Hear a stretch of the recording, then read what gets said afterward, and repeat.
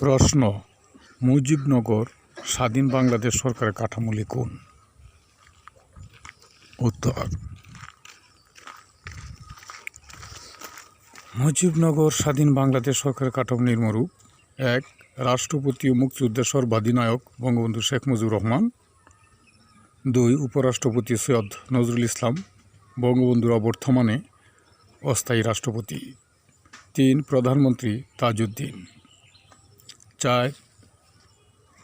অর্থমন্ত্রী এম মনসুর আলী। ৫. স্বরাষ্ট্র, ত্রাণ ও পুনর্বাসন মন্ত্রী এইচ এম কামরুজ্জামান। ৬. পররাষ্ট্র ও আইনমন্ত্রী খন্দকার মোস্তাক আহমদ। ৭. প্রধান সেনাপতি কর্নেল অব.